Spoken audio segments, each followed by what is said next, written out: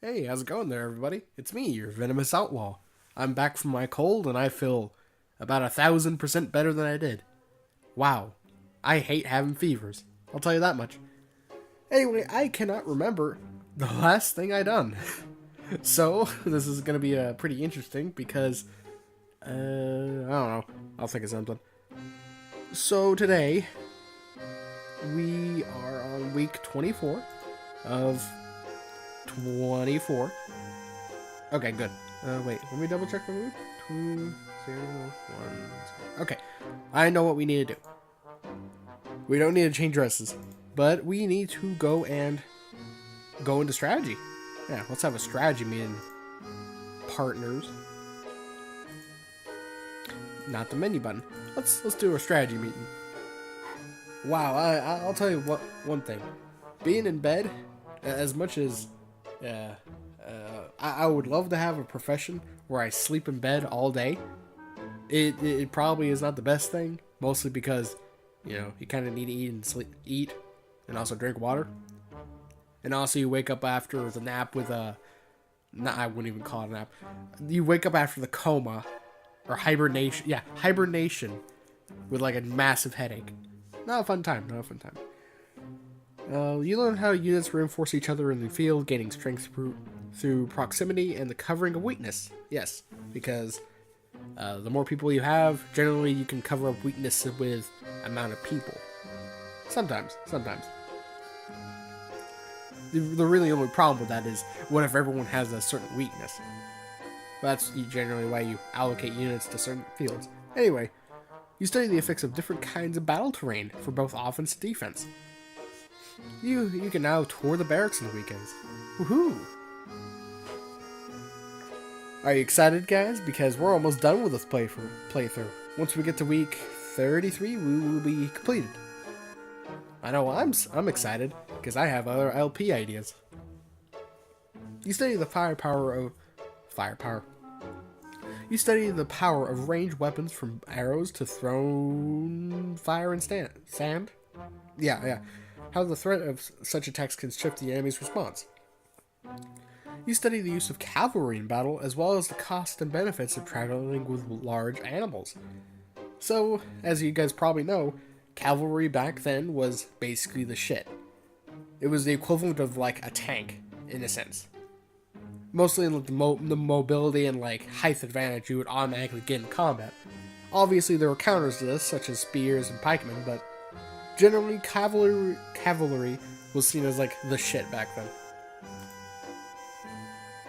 Not so much today, unfortunately. With guns and all.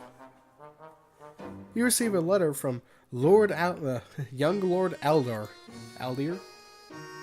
It's a bit messy and hard to read, but he seems to be thanking you for letting him stay with his family he knows. Aw, that's great. We did a good decision today. So, we are going to be exploring the castle. Don't worry, I'm all caught up on my little list here. I know what I'm doing now. But just to make sure, let's look at our mood. 1010 -1. Okay, yep, everything's good. Let's go into naval strategy and logistics. Yep, naval strategy and logistics. You learn about the requirement for all civilized sailors to rescue a crew member from a sinking ship, even an enemy. Because, not gonna lie, it kind of sucks to drown, You learn the challenges of naval warfare possessed by the unpredictable weather, as well as the dangers of sailing too close to an unknown coastline. You learn about the use of soldiers in transporting ground troops between locations. You learn about the support costs created by support, and the more equipment you have, the more people and animals are needed to move them, and then the people and the animals also need to be fed and equipped. True. You learn about the difficulty of obtaining new supplies from the field. Enemy civilians may hide or destroy supplies rather than let them fall into your hands. And civilians may not stay friendly if robbed. Obviously. Just look at, a good example is Sherman's March to the Sea. He was going around pillaging and stuff during his march to the Atlantic coast, or the Georgian coast. And he would pillage and burn, basically, set fire to the land. Luckily, he didn't salt the land, but still, people weren't exactly too keen on that. You study how to determine when to jettison or destroy excess good for speed and how to avoid overreaching. Overreaching is even used today, believe it or not. Just look at a competitive first-person shooter, like, I don't know, TF2 or something.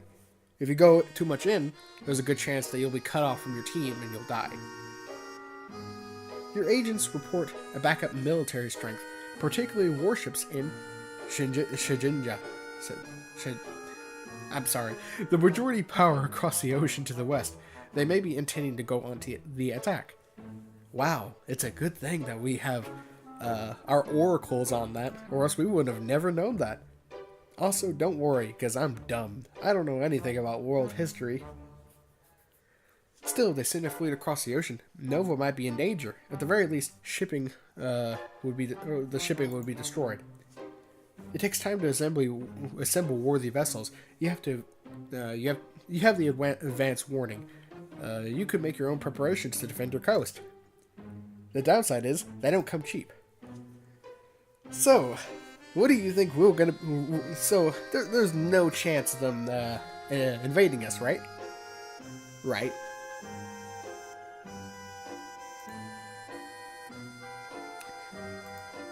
Give me my warships now.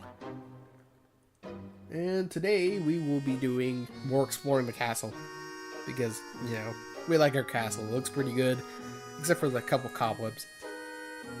Aw, I look sad. Well, I guess that's the one of the hardships of being a barbarian queen. Alright, our mood looks good. Let's go over to our skills, and let's go into public speaking and court manners.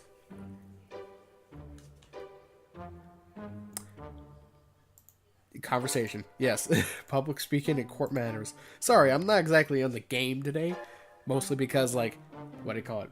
I haven't played in quite a bit. So I'm a bit brain dead at some points.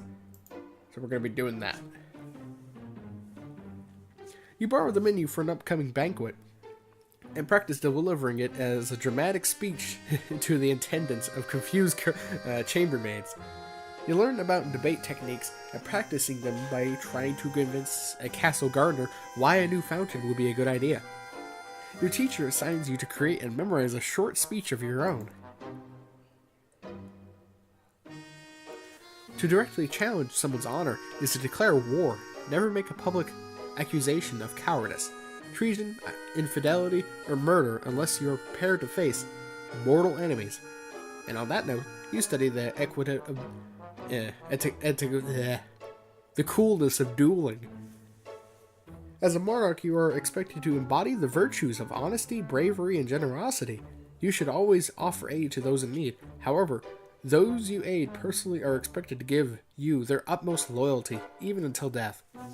True. You study the forms of written address, how to issue and declare invitations, how to announce an impending visit, and how to correspond with rulers of foreign dominions. That's cool. Oh, this game's really cool when it comes to like they actually did get a lot of the like what do you call it, mannerisms and how like kings and queens used to like operate back then. That's really cool in that part. I really like that about this game. What a beautiful day. It's nice to stop and breathe sometimes. Oh crap, what was this supposed to do? Oh no, I'm kidding. We need to go to court. Sitting in court sessions is not fun at all, but it pleases your father. It may be important to your future. Maybe. 0, 0, 0, -1, -1. Okay, everything is good. Oop. Okay. So we are going to be doing composure and presence. And that is an roll demeanor. Composure and presence. Yep. Let's do that. Go to the soul. You are strapped into tight, heavy armor and made to walk around in it, learning that any attempt at sudden movement will painfully catch or trip you. Slow and steady is the way to go. Your teacher smears your body and clothes with war paint to make you look cooler, and you spend hours and hours facing funny looks and snickers aimed at you without hiding or becoming angry. You practice giving commands to the castle staff, neither asking nor demanding, but telling them what needs to be done. As long as you believe it to be true, they will as well. You practice watching people and willing them to feel your gaze upon them. Inevitably, they will be drawn to you, into the darkness. The darkness. My lady, there are letters for you. Another letter from Bryony. Why does he keep writing me? Or she. Why does she always write me? We've never even been friends. She says that she's bored and lonely, and she's looking forward to seeing me at the Galway's birthday party. That's right. Yeah, she's turning 15. She'll be like the Duchess of something or whatever. The other letter must be an invitation to her birthday celebration next week. Gowany and I were friends at school, but this is such a big event and a long way to travel. A lot of things can happen on the road. Yes, I did just realize that I've been not doing the correct voice for her. So, you know what we're doing? Well, you know, friends are cool and all, but, yeah, we're going. It'll be good to see my friends. It'll be very good to go see my friends. Let me just go visit this tomb real quickly. You pay your respects to your mother's tomb and wonder if the same fate will be awaiting you. Tomb? You? Nah, that doesn't rhyme. So, -1, 0, -1, -1. Okay, everything is good. Let's carry on. So we're going to be doing agility and flexibility. You might be thinking, why? Why do we need to do that? Well, everyone likes a flexible woman. I'm sorry. I'm so sorry. Now, if you know what's coming up with, this is very important.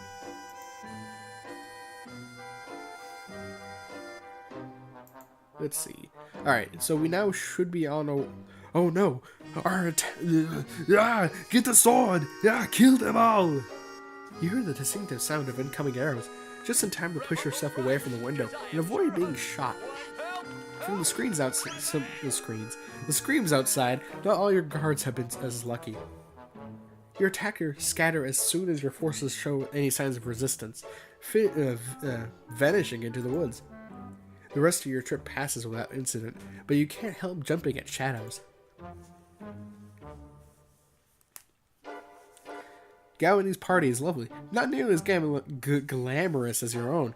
Upcoming party will be, of course, it'll be a major event on the noble's social calendar. Everyone who is, anyone is present. Wow, I can't read. Uncle Larnet and your younger cousins are here, but Charlotte and her mother are not. Apparently, Charlotte was very ill. Arcee and the Duchess of Lilith is present, but she somehow as always manages to avoid talking with you when you draw near. Wow, that bitch. There are refreshments and dancers and musicians and polite conversations. Or one or two that aren't so polite. I will not be shoved aside. Mother, it's my domain now. I need the space for myself. I need the space for myself. You have your own lands to manage. Just because you're of age doesn't mean you know everything, young lady. You need my advice. This is my home. There are many like it, but this one is mine. Before you come back away, their gazes fall upon you. They await expectantly for you as a near queen to settle the dispute. Feelings can be easily hurt on either side. It is important that everyone saves face. So, you know what we're doing? Because we're the sly devil that we are, we're gonna be flattering both of them. Ladies, I know that I'm pretty good looking, but you don't need to fight with me. Yeah, what's done is done. You know, everything's good. No need to, be angry at each other. They both look at you, look entirely unhappy, but not unhappy enough to, you know, be more angry. Later on, Bryony catches up with you. What voice am I going to give you? I have agreed. Hello, Elodie. It's so wonderful that you're going to be queen now. I mean, I'm sorry about your mother. Wow, what a bitch. But think of the opportunities you're going to have with a dead mother. You're so lucky. That's an odd way of putting it. Anyway, I was wondering, now that you're almost queen and everything, have they told you all the secrets? What secrets? Like how they get to the old palace. I've heard it's packed full of treasure. Old palace? All I've heard was that there's tentacle monsters there. The one at Kraken Lake, where the kings and queens of Nova used to live. I don't know anything about it. Oh? She bites her lips and frowns at you. Well, never mind then. Wow. And we never speak to her again. Smoke weed every day.